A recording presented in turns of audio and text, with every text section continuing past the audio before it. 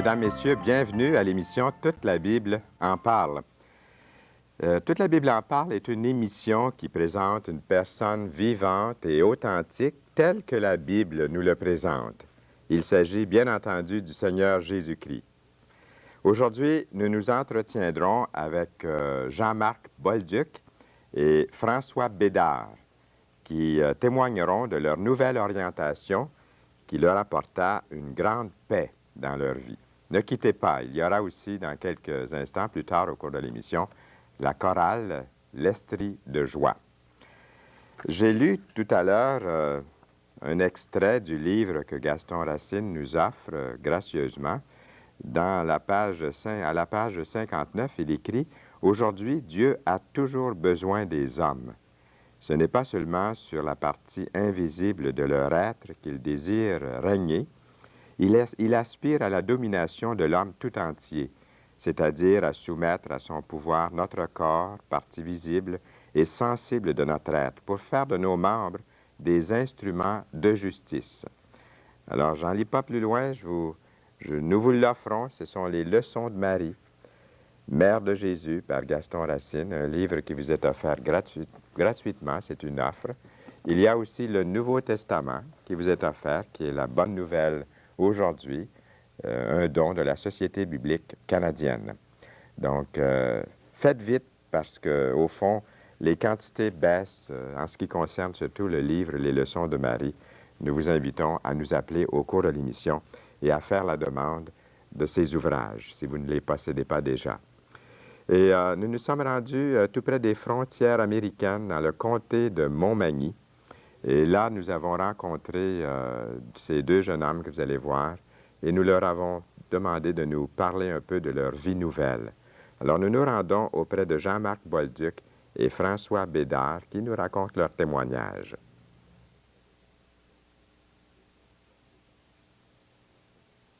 Dans l'introduction, il y a quelques instants, au cours de l'émission, Jean-Marc Bolduc, qui est un des responsables de l'Église à Saint-Just, tout près des frontières américaines, beau coin du Québec. Nous sommes très heureux d'être ici. Surtout, c'est une journée splendide. Et j'ai ici à mes côtés aussi François Bédard. Ça ne paraît pas les regarder comme ça, là, mais tous les deux, ce sont des hommes d'expérience. Ils ont commencé à grisonner un peu. Ils sont papas d'adolescents. Et même de jeunes bébés, je parle de plus de jeunes bébés. Là. Jeune bébé de 10 ans ici, ouais. Le bébé a 15 ans, donc on ne peut pas parler de bébé, là, surtout pas devant eux autres. Hein. Ah, oui. Et bien, ça me fait plaisir de vous accueillir. Et puis on va commencer avec Jean-Marc Bolduc, responsable d'une église évangélique ici, à Saint-Just.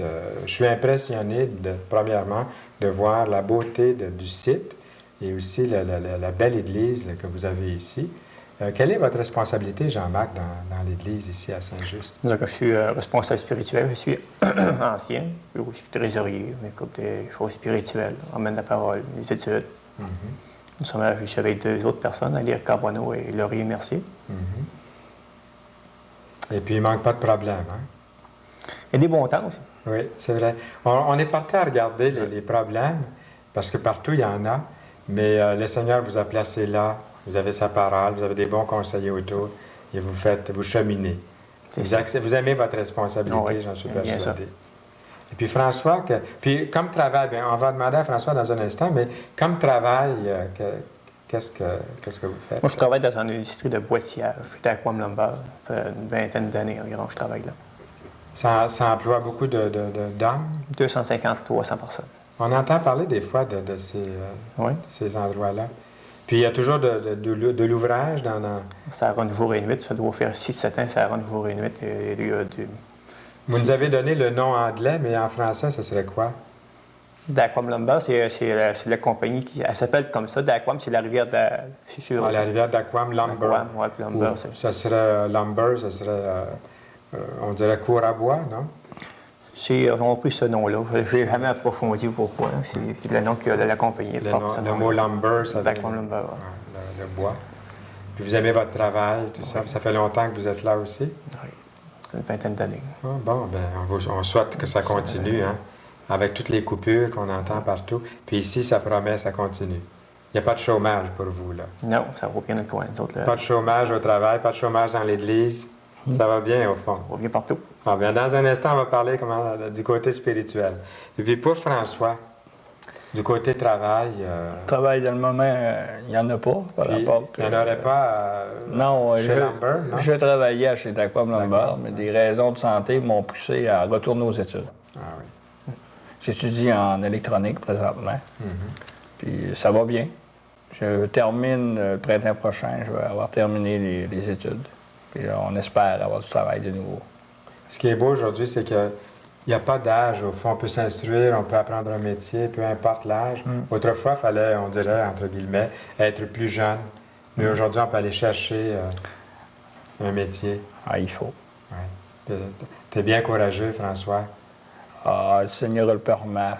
Puis où est-ce vos épouses? On vous a mis à la même émission, mais vous êtes des amis dans l'Église. Mais vous avez des épouses, vous avez des enfants, comme on a vu tantôt. Et puis, mais François, où est ton épouse aujourd'hui? Aujourd'hui, comme j'ai dit, est à une réunion de femmes qui est à Québec, une réunion de femmes chrétiennes où ils se réunissent pour avoir du bon temps dans le Seigneur ensemble. Ils se réjouissent, ils partagent les versailles, puis ils partagent aussi tout ce qu'une femme peut partager, soit le tricot, la cuisine, les enfants, entre eux autres. C'est un peu... Ils ont des personnes responsables qui viennent... Oui, il y a des femmes de pasteurs, il y a des femmes aussi de dirigeants d'église, d'anciens qui sont là, qui s'occupent de tout ça ensemble, ils se font ça ensemble. C'est le petit coin, eux autres, si on peut dire, où ils peuvent avoir vraiment, comment je te dirais ça, une intimité féminine ensemble. Là, puis... C'est important, je pense, que François, que tu nous dises ça, puis que j'ai posé la question parce que je voudrais qu'on sache qu'il se fait quelque chose pour les épouses, il se fait des choses aussi pour la jeunesse, pour des groupes particuliers.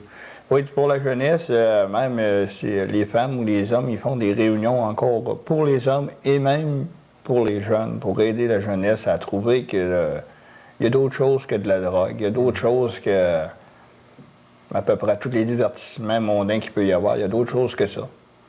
Il y a des affaires merveilleuses comme se réunir ensemble, partager tous le petit problème, le petite vie avec d'autres, réaliser qu'il y a de l'aide en quelque part. Ouais.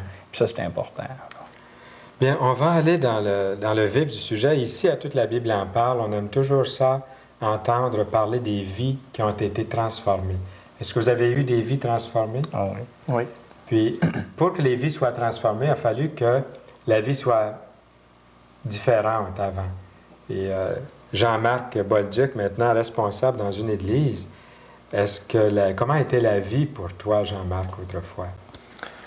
Disons qu'avec que je connais le Seigneur, ça allait bien. Côté santé, côté travail aussi, ça, j'avais aucun problème là-dessus. Moi, j'avais toujours de l'ambition, comme je disais.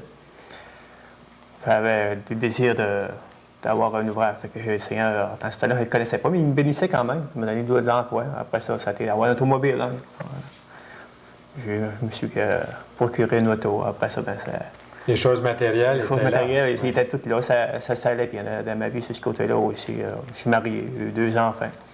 Ça allait bien dans mon couple. On est heureux. Je peux dire, mais je ne connaissais pas le Seigneur. Et on était on était beaucoup religieux. Nous autres, moi et mon épouse, mes enfants, on allait à la messe régulièrement. On allait le samedi soir régulièrement, mais à un moment donné, on voyait que, surtout par des contacts, des personnes ils lisaient la Bible dans la paroisse. Puis, à un moment donné, ils m'ont confronté un petit peu. Moi, je ne la lisais pas. Ils m'ont confronté un peu à aller voir dans les Écritures. Fait que je me suis procuré un Nouveau Testament. Et je me suis mis à lire dans la parole de Dieu. Puis là, ça m'a touché quasiment tout de suite par un verset dans Matthieu 4, chapitre 4, le verset 4. C'était écrit « L'homme ne vivra pas de pain seulement, mais de toute parole qui sort de la bouche de Dieu. » Et moi, mon but dans la vie, c'était avoir du plaisir. Je n'étais pas une personne qui prenait de la drogue ni de la boisson, ces choses-là, mais avoir une automobile, avoir une belle maison. Je m'étais construit une maison neuve. Puis avait de l'emploi, puis ça avait de l'air, c'était bon pour longtemps, cet ouvrage-là où j'étais. Comme on disait autrefois, un job à vie. Moi. Mais là, le Seigneur dit, Jean-Marc, il dit, ça me parlait directement à moi, l'homme ne vivra pas, tu ne vivras pas juste de ça. Si tu continues à vivre de même, tu vas mourir. Ça m'avait touché profondément. Là, au début, c'était un Nouveau Testament, j'avais. Fait que là, je me suis mis à lire beaucoup les Écritures. Je lisais.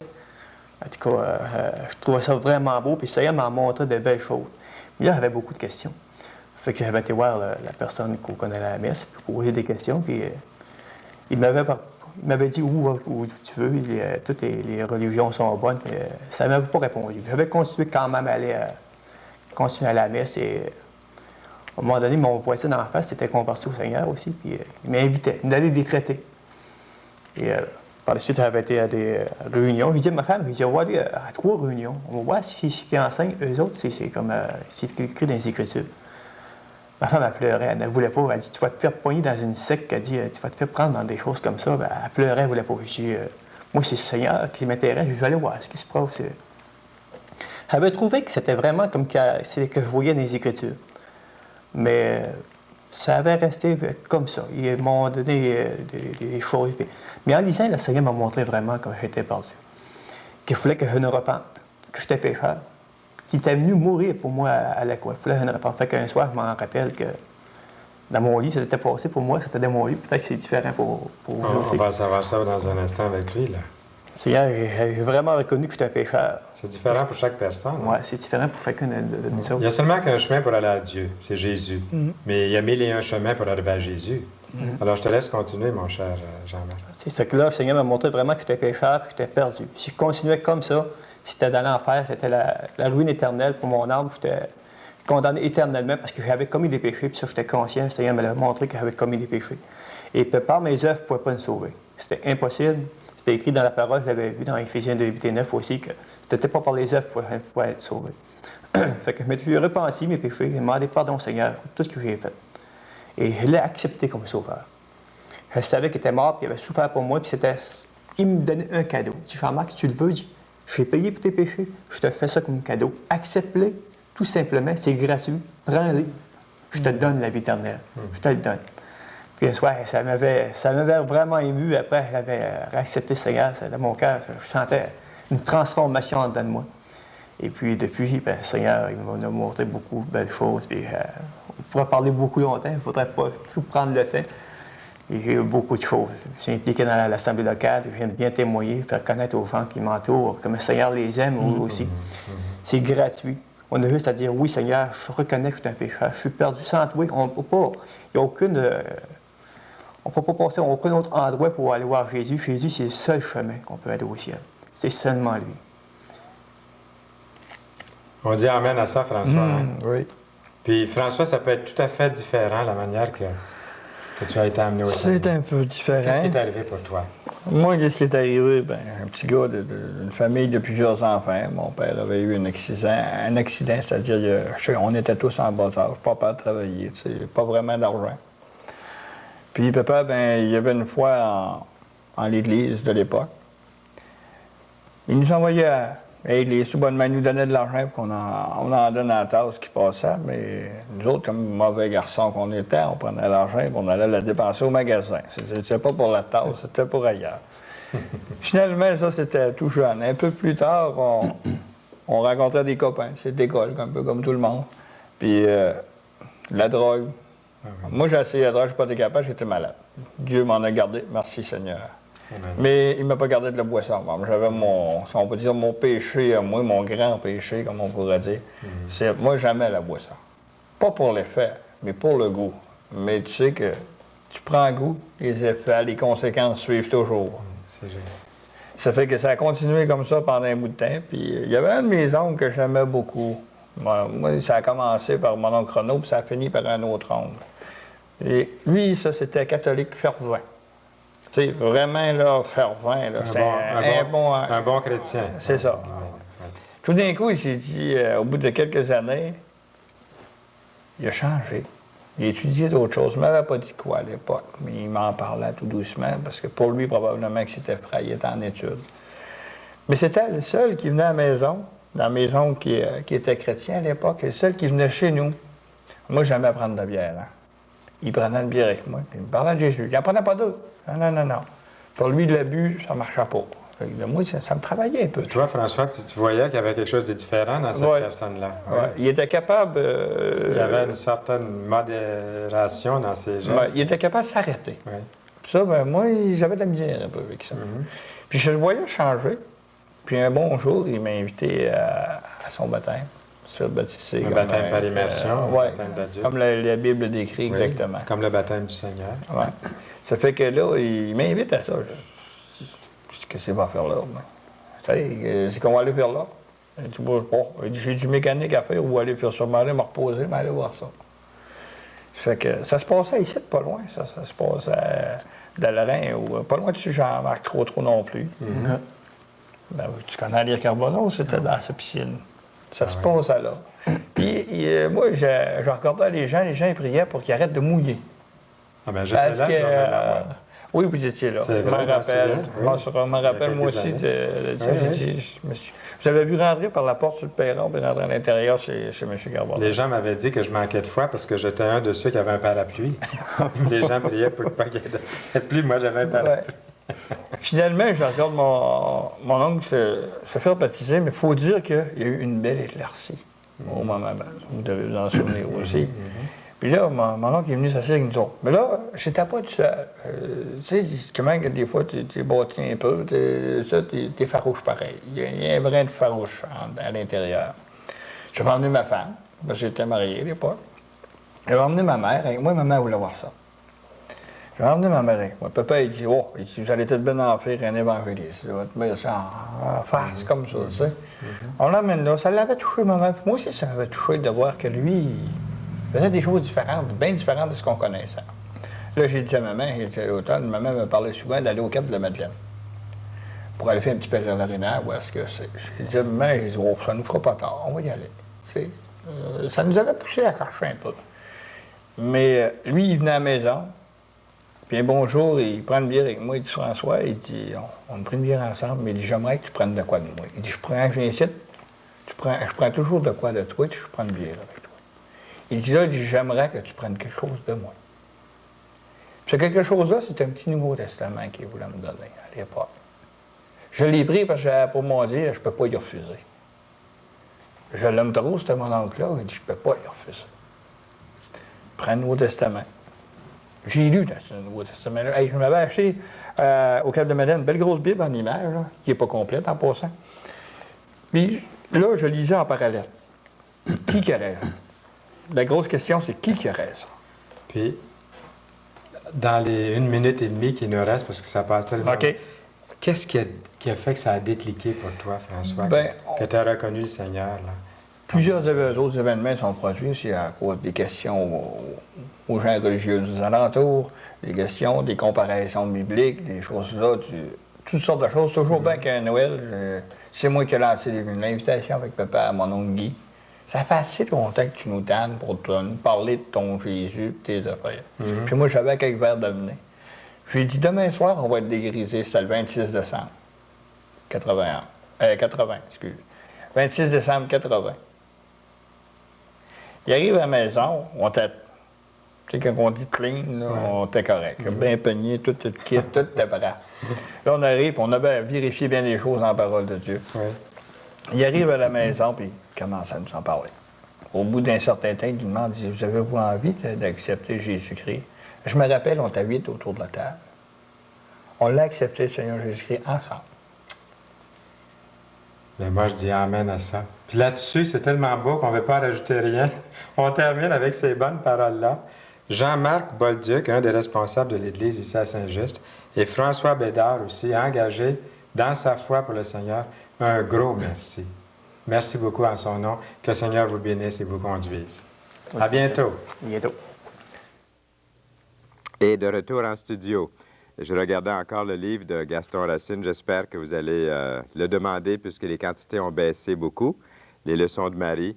Nous croyons fermement que les âmes unies au Christ et réellement attachées à la Bible, quelle que soit leur dénomination, trouveront dans cette étude un aliment pour leur cœur et une occasion de méditation profonde. Peut-être qu'on a juste le temps de mettre les numéros de téléphone pour que vous puissiez les prendre en note. Et puis, vous pouvez demander aussi le Nouveau Testament en français courant. C'est une lecture que vous pourriez faire à tous les jours, un petit peu de nourriture spirituelle en lisant la parole de Dieu. Voilà les numéros de téléphone. Et à la fin de l'émission, nous allons encore une fois vous rappeler que vous pouvez faire vôtre ces ouvrages que nous vous offrons comme ça gratuitement. Si vous cherchez le Seigneur de tout votre cœur, le Seigneur a promis que si vous le cherchez de tout votre cœur, il se laissera trouver par vous. Tous ceux qui cherchent le Seigneur se laisse trouver. Donc, cherchez-le. C'est une belle occasion aujourd'hui de dire, je le cherche parce que l'émission est à propos et je voudrais le connaître. Nous écoutons cette chanson. Et tu me chercheras, et tu me trouveras, si tu me cherches de tout ton cœur, et tu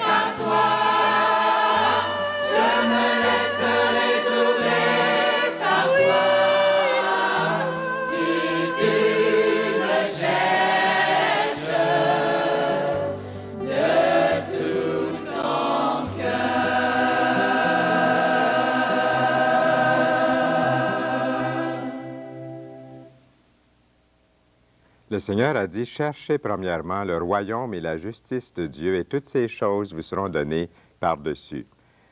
Nous vous offrons les leçons de Marie, et je ne vous montrerai pas le Nouveau Testament. Je vais laisser plutôt l'occasion de vous faire regarder la liste de numéros de téléphone, et j'aimerais plutôt vous lire, pendant que vous notez ces numéros, vous lire un verset du Nouveau Testament en français courant. Le Seigneur a dit, « Préoccupez-vous d'abord du royaume de Dieu et de la vie juste qu'il demande, et Dieu vous accordera aussi tout le reste. Ne vous inquiétez donc pas du lendemain, il vous apportera ses propres soucis. La peine qui se présente chaque jour suffit pour la journée. » Eh bien, nous voulons remercier tous ceux et celles qui ont participé à l'émission d'aujourd'hui, et nous voulons vous remercier, vous aussi, d'avoir été là, fidèles, à l'émission Toute la Bible en parle. Nous aimerions entendre parler de vous. Appelez-nous, dites-nous qui vous êtes et si vous avez déjà commandé l'un de ces ouvrages, où vous en êtes rendu. Et parlez-nous de vos progrès. Ne restez pas seuls, nous sommes là pour participer avec vous à cette émission. La semaine prochaine, le chanteur Jacques Whitney sera là du groupe Ronette, et Normand et Rosanna Charret seront avec nous. À bientôt.